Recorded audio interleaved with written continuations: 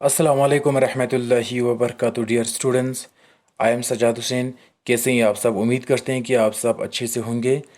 तो आज हम क्लास 8 की हिस्ट्री का जो चैप्टर है उसको हम फिर से कंटिन्यू करेंगे। चैप्टर में जो हमने पढ़ा था कि रिवॉल्ट ऑफ 1857, इसमें हमने लास्ट पैराग्राफ बताया था कि द कंपनी फाइट्स बैक।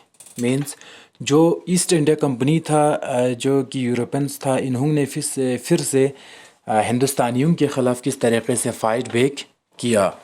तो आज हम लास्ट पैराग्राफ पढ़ेंगे। अब जब कंपनी ने हिंदुस्तानी पीपल्स के ख़िलाफ़ फ़ाइट किया, उनके ऊपर जुल्म किया, जैसे बहादुर शाह ज़फ़र और उसकी बीवी को रेंगून में जेल में बंद कर दिया गया।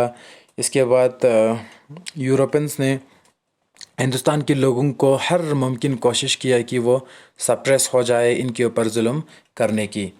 आफ्टर मैथ, इसके बाद क्या हुआ? The British had regained control of the country bye end of 1859, but they could not carry on ruling the land with the same policies anywhere. Given below are the important changes that were introduced by the British. इसके बाद क्या हुआ? British ने फिर से एक बार 1857 की बगावत को ख़त्म होने के बाद 1859 में, यानी कि 1859 में, ब्रिटिश ने फिर से एक बार हिंदुस्तान के ऊपर अपना मजबूत कदम जमा लिया और फिर से एक बार अपना पावर ज़िंदा किया। कुछ चीज़ें था जो चेंज हुआ, लेकिन कुछ चीज़ें चेंज नहीं हुआ।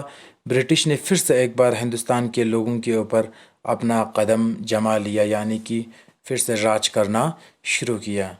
नीचे दिए हुए कुछ चीज़ें ऐसे हैं जिनमें हमें ये बताता है या ये पता चलता है कि ब्रिटिश ने किस तरीके से हिंदुस्तान के ऊपर आफ्टर 1857 रूल किया। तो नंबर 1 कहता है कि the British parliament पासिड a new act in 1858 and transferred the power of East India Company to the British Crown in order to ensure a more responsible management of Indian affairs. A member of British cabinet was appointed Secretary of State for India and made responsible for all matters related to the governance of India. He was given a council to advise him, called the Indian Council. The Governor General of India was given the title of Viceroy, that is a personal representative of the Crown. Through these measures, the British government accepted direct responsibility for ruling India.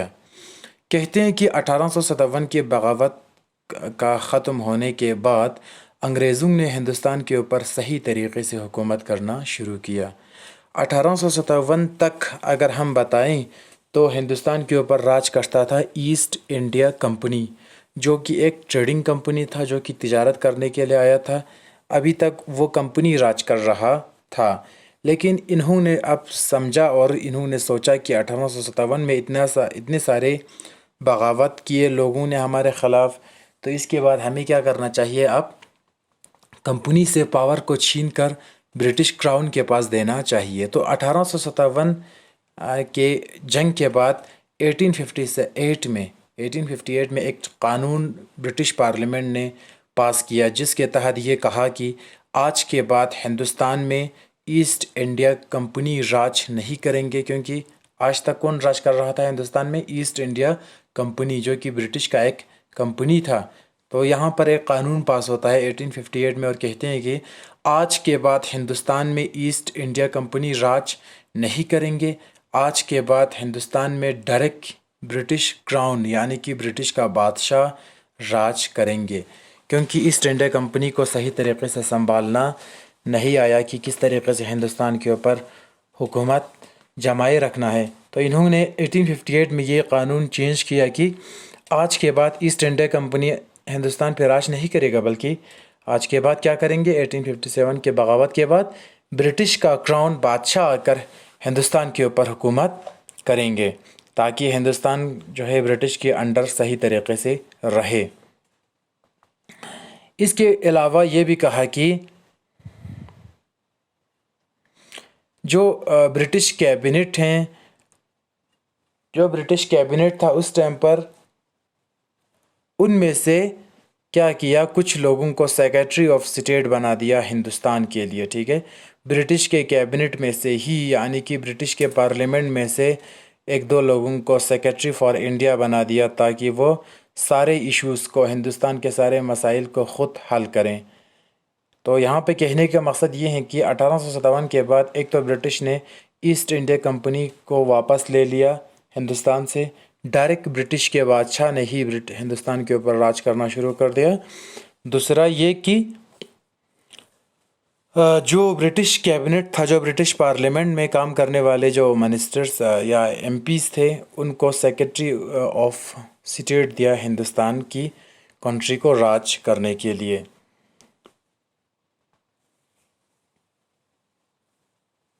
اس کے علاوہ آج تک جو governor تھا British کا، اس کو governor کہتے تھے کیونکہ وہ ایسٹ انڈیا کمپنی کے انڈر کام کرتا تھا، لیکن 1857 کے بعد گورنر کو گورنر نہیں کہیں گے بلکہ اس کو وائسرائے کہیں گے، وائسرائے آف انڈیا، ٹھیک ہے، کیونکہ اب یہ وائسرائے کیا کریں گے، ڈائریکٹ برٹش سرکار کے انڈر بیٹھ کر ہندوستان کے اوپر راج کریں گے، لیکن آج تک ایسٹ انڈیا کمپنی کے انڈر بیٹھ کر کام کرتا تھا۔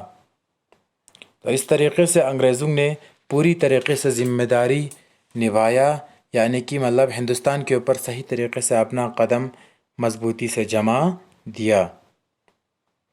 نمبر سیکنڈ، انگریزوں نے کیا کیا 1857 کے بغاوت کے بعد؟ نمبر سیکنڈ یہ کیا، all ruling chief of the country were assured that their territory would never be annexed in future.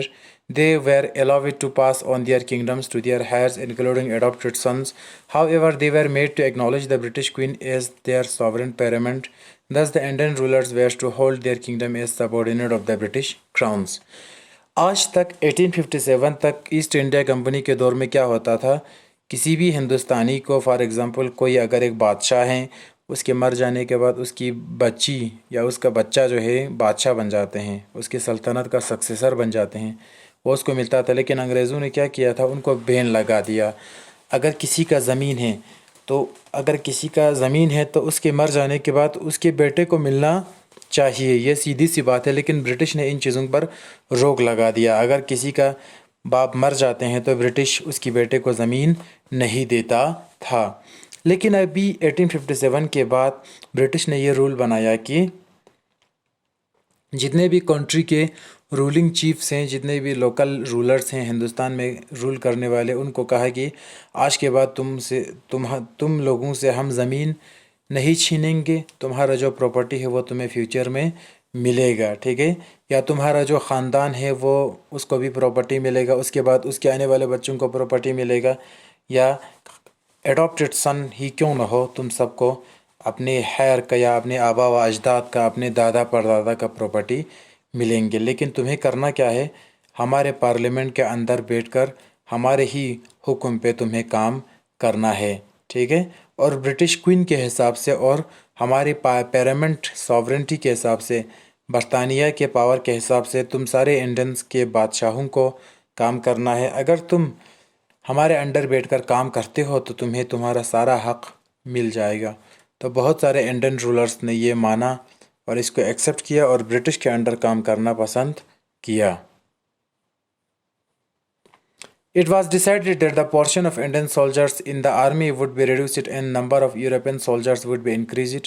It was decided that instead of recruiting soldiers from Awadh, Bihar, Central India and South India, more soldiers would be recruited among the Gorkhas, Sikhs and Pathans. یہ decide کیا گیا کہ ہندوستان کے soldiers جو آج تک زیادہ تھا، برٹش سرکار کے انڈر کام کر رہا تھا، اب یہ ڈیسائیڈ ہوا 1857 کے بعد یہ چینج کیا گیا کہ آج کے بعد ہندوستان کا فوجی کم رہے گا، برٹش کا فوجی ہندوستان میں زیادہ رہیں گے، ٹھیک ہے۔ تو ایک یہ چیز۔ دوسرا، آج تک اودھ، بہار اور سینٹرل انڈیا اور ساؤتھ انڈیا سے ہم نے فوجی لیا تھا ایسٹ انڈیا کمپنی کے دور میں، لیکن آج کے بعد ہم گورکھاس، سکھس اور پٹھانس کو لیں گے تاکہ یہ ہمارے کیا کریں گے، برٹش نے سوچا کہ یہ ہمارا کہنا مانیں گے، تو سارے فوجیوں کو چینج کر دیا اور ہندوستانی فوجی کم رکھا، برٹش کا یعنی کہ یورپین فوجی زیادہ رکھنے کا ڈیسائیڈ کیا۔ The land and property of Muslims was confiscated on a large scale. They were treated with suspicion and hostility. The British believed that they were responsible for the rebellion in a big way. 1857 کے بغاوت کے بعد سب کچھ تقریباً British کی ان کی ہی نظر میں اچھا ہو رہا تھا، لیکن انہوں نے کیا کیا، یہاں پر اوپنلی مسلمز کے خلاف ظلم کیا۔